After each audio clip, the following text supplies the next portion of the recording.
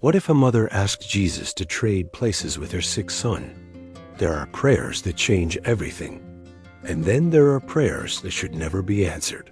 Sarah knelt in that hospital chapel at 3 in the morning, her knees pressed against cold stone, her hands clasped so tightly, her knuckles had gone white. She whispered the words that would alter the fabric of her existence. Take me instead, but let me take you back to where this really began. 6 months earlier, Sarah's world was ordinary in the most beautiful way. She was a single mother working double shifts at a diner in a small Ohio town, the kind of place where everyone knows your name and your story. Her son, Daniel, was 7 years old. He had her dark eyes and a smile that could melt winter. Every morning, she'd pack his lunch and watch him run to the school bus, his backpack bouncing against his small shoulders. Every night, he'd fall asleep in her arms while she read him stories about heroes and impossible journeys. Motherhood had taught her what sacrifice meant long before that night in the chapel. It meant working until her feet ached so he could have new shoes. It meant skipping meals so his plate was always full. It meant carrying all the weight so he could stay light. But nothing prepared her for the morning. Daniel couldn't get out of bed. The diagnosis came like a thief in the night. Acute lymphoblastic leukemia, stage 4. The doctors spoke in percentages and protocols, their voices clinical and distant. 5% chance. Maybe 6 months. We'll do everything we can. Sarah heard none of it. All she heard was the sound of her son asking her if he was going to die. His voice so small, it barely made it across the hospital room. She crawled into that narrow bed beside him and held him like she could physically keep death away. "No, baby," she whispered into his hair. No, but mothers can't lie to themselves forever. The treatments ravaged his small body. The chemotherapy stole his hair, his energy, his childhood. She watched him fade day by day and felt her faith cracking under the weight of such profound suffering. Where was God in this?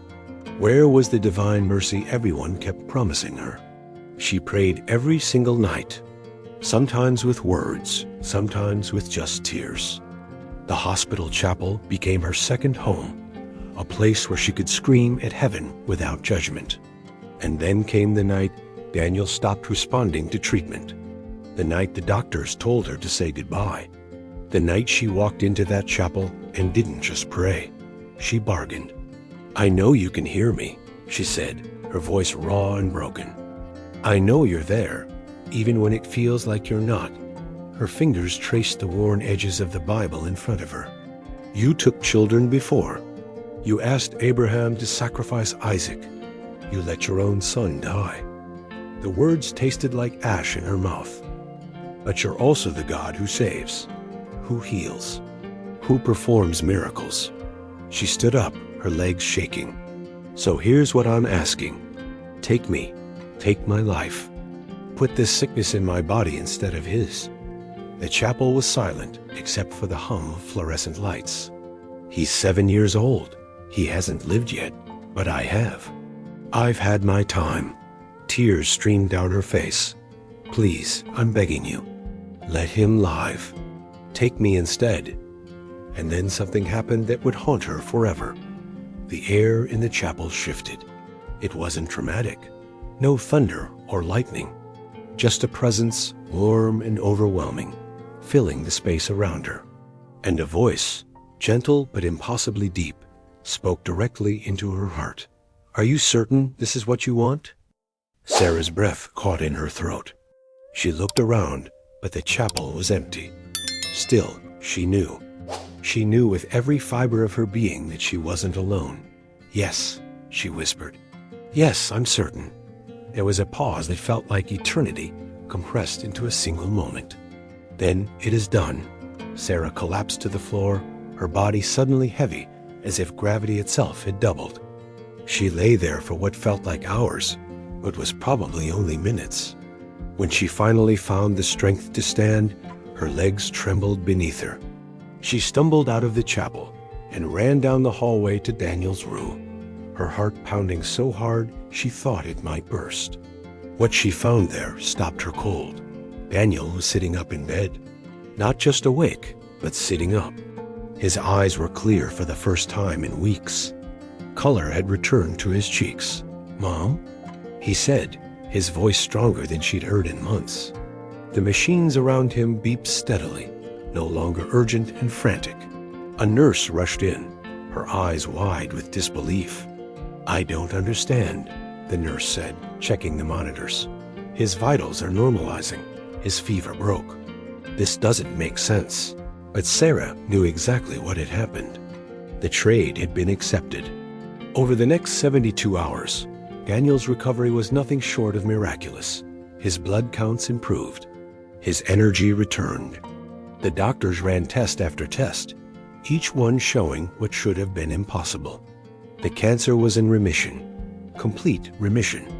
"We've never seen anything like this," his oncologist said, shaking her head in wonder. "It's as if the disease just vanished." They called it spontaneous remission, a medical mystery. Sarah called it what it was: divine mercy wrapped in a price she was only beginning to understand. Because while Daniel grew stronger each day, Sarah began to feel different. Not sick, exactly. Not yet, but different. If you've ever felt a deep connection to stories like this, hit that subscribe button so you never miss these modern parables that remind us what faith really means. At first, it was subtle. A heaviness in her chest that wouldn't go away. A fatigue that sleep couldn't cure. She told herself it was just the stress, the relief, the emotional exhaustion of the past months. Daniel came home 2 weeks later, the house filled with life again. He laughed, he played, he ate everything she put in front of him. Watching him run around the backyard, his hair starting to grow back in soft patches, Sarah felt a joy so intense it was almost painful. This is what she had prayed for. This is what she had traded everything for. And she would do it again, 1,000 times over. But as spring turned to summer, the symptoms became harder to ignore. The exhaustion deepened into something that pulled her under like a current. She started losing weight without trying. Her skin took on a grayish pallor. And then came the night sweats, the bone pain, the bruises that appeared without explanation. She knew before the doctor said anything. She had lived through this once already, watching it destroy her son. Now it was her turn. The oncologist's face was grave as he delivered the diagnosis. Acute lymphoblastic leukemia. The same disease. The same stage. The same death sentence. "I don't understand," he said, flipping through her charts. "You have no family history, no risk factors. This is extraordinarily rare in adults your age." Sarah understood perfectly. A trade is a trade. She didn't tell Daniel at first. How do you explain to a 7-year-old child that you're dying because you chose to save him? How do you help him carry that weight? So she pretended. She smiled through the pain, worked through the fatigue, and treasured every single moment. Every breakfast together. Every bedtime story. Every time he hugged her and said, "I love you, Mom." She was storing them up like provisions for a long journey. But children are perceptive. Daniel noticed the medicine bottles, the doctor's appointments, the way she winced when he hugged her too tight. One evening, as she tucked him into bed, he looked up at her with those dark, knowing eyes. "Mom, are you sick?" The question hung in the air between them. She could have lied, should have lied, but something in her couldn't. "Yes, baby, I am." His small face crumpled. "Is it because of me?" The question pierced her like a blade. "No," she said firmly, pulling him close. "Don't ever think that. You are the reason I'm alive. You are my everything." But he was smart enough to see the pattern, even if he didn't understand it fully. The chapel visits increased. Now Sarah went not to bargain, but to question, to rage, to weep. "Is this what you wanted?" she asked the empty room. "Is this the lesson? That faith requires everything?" The silence was deafening. No warm presence, no gentle voice. Just her and the cold stone and the crushing weight of what she had done. One night, as she sat there with her head in her hands, she heard footsteps behind her. She turned, expecting a nurse or another late-night visitor. Instead, she saw a man she had never seen before. He was ordinary in appearance, wearing simple clothes, but something about his eyes made her breath catch. They were filled with an ancient sorrow and an infinite compassion. He sat down beside her without asking permission. "You're angry with me," he said softly. It wasn't a question. Sarah's hands balled into fists. "You took my deal. You knew what it would mean. You knew I would die." "Yes," he said simply. "So why?" The word came out as a sob. "Why accept it? Why not just heal him? Why make me choose?" The man turned to look at her fully. "Do you know what sacrifice truly means, Sarah?" She wanted to scream at him, but something in his presence held her still. "It's not just the act of giving something up," he continued. "It's the willingness to carry the cost without resentment. To choose love even when love demands everything." "That's easy for you to say," she whispered bitterly. "Is it?" His voice was gentle but firm. "I watched my mother weep at the foot of a cross, knowing I chose to be there. That I could have stopped it at any moment, but didn't." Sarah's anger cracked, confusion flooding in. "Who are you?" He smiled sadly. "You know who I am. You called out to me." And I answered. The realization hit her like a wave. "Why are you here?" she asked, her voice barely audible. "Because you asked to take his place, and I granted it. But the story isn't over, Sarah. It was never just about the trade." He reached out and took her hand. His touch was warm, real, human. "Your son is alive because of your faith. Not because of the cancer that now lives in your body, but because you loved him enough to surrender everything." Tears streamed down her face. "But I'm dying. I'm leaving him alone." "Are you?" he asked. "Or are you teaching him the most important lesson he'll ever learn?" She didn't understand. "That love is stronger than death," he said quietly. "That motherhood isn't measured in years, but in sacrifice. That some gifts are so powerful they echo through lifetimes." "I don't want to leave him," she sobbed. "I know." His voice broke with compassion. "Neither did I want to leave my mother. But some acts of love require the ultimate cost." He stood, still holding her hand. "The suffering you feel, Sarah, is not punishment. It's transformation.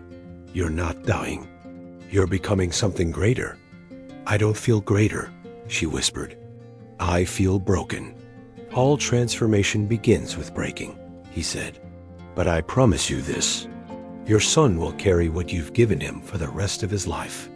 Your sacrifice will teach him about love in ways no sermon ever could." He leaned down and kissed her forehead. And in that moment, something shifted inside her. The anger didn't disappear, but it softened. The fear remained, but it was joined by something else. Peace. Not the peace of resignation, but the peace of purpose. When she opened her eyes, he was gone. But the warmth of his presence lingered. Sarah's health declined over the following months, but something had changed in her spirit. She stopped fighting the reality and started embracing what remained. She wrote letters to Daniel for every birthday, every milestone, every moment she wouldn't be there to see. She recorded videos of herself reading his favorite stories so he could hear her voice whenever he needed it. She made sure he knew, beyond any doubt, that he was loved beyond measure. And she talked to him about faith. Not the easy kind that demands miracles on our terms, but the hard kind that trusts even in the valley of shadows. The kind that says yes, even when the cost is everything. One evening, as they sat together watching the sunset from her hospital room, Daniel climbed into bed beside her. "Mom, I understand now," he said quietly. "Understand what, baby?" "Why you're sick. You asked God to take your place." She looked at him, surprised. He was only 7, but suffering had aged him in ways that broke her heart. "I did," she admitted. "That's what Jesus did too, right?" He took our place. The simplicity of his understanding brought tears to her eyes. Yes, that's exactly what he did. Daniel was quiet for a moment, then said something that would stay with her forever. "Then you're like him, Mom. You're my Jesus." She held him close, breathing in the scent of his hair, memorizing the weight of him in her arms. "No, baby, I'm just a mom who loves you." But maybe that's the same thing. Sarah passed away on a Tuesday morning in early autumn. Daniel was at school, spared from witnessing the final breath. The funeral was small but filled with love. Her co-workers from the diner came, along with neighbors and the hospital staff who had cared for her. And though no one else saw him, Daniel swears that as they lowered her casket into the ground, there was a man standing at the edge of the cemetery. A man with kind eyes and a sad smile. A man who placed a hand over his heart and nodded, as if to say, "Well done." 20 years later, Daniel stands in front of a medical school classroom. He's 33 now, an oncologist specializing in pediatric leukemia. On his desk is a photo of his mother, young and smiling, holding him as a baby. "My mother taught me everything I know about sacrifice," he tells his students on the first day of every semester. "She showed me that faith isn't about getting what we want. It's about trusting that love is stronger than any diagnosis, any death sentence, any impossible situation. She traded her life for mine. And because of that, I've dedicated my life to making sure other mothers don't have to make that choice." He's saved 14 children so far. 14 kids who went home to their families because of treatments he developed, research he pioneered, hope he refused to abandon. Sarah's sacrifice didn't end with her death. It multiplied. It echoed. It transformed. And somewhere, in the mystery beyond what we can see, perhaps she knows. Perhaps she watches her son carry forward the love she planted. Perhaps she understands now what that voice in the chapel meant when it said, "Are you certain?" Because certainty in faith isn't about knowing the outcome. It's about trusting the one who holds it. So here's the question this story leaves us with. What would you trade for the ones you love? What would you sacrifice if divine mercy asked everything of you? And more importantly, do you trust that even in the darkest valley, even in the hardest suffering, there's a purpose beyond what you can see? Sarah's story reminds us that motherhood is the closest thing we have to understanding the heart of God. It's love that gives without counting the cost. It's faith that says yes, even when the price is everything. It's sacrifice that transforms not just the one saved, but everyone who witnesses it. If this story moved you, if it made you think about faith and sacrifice in a new way, subscribe to this channel and hit the notification bell. These modern parables are here to challenge us, to inspire us, and to remind us that the divine still speaks to the ordinary moments of extraordinary love. Share this video with someone who needs to hear it today. And remember, every act of love, every sacrifice made in faith, echoes far beyond what we can imagine. Sarah chose to take her son's place, and in doing so, she became a living parable of the greatest love story ever told. The story of a love so powerful, it conquered death itself.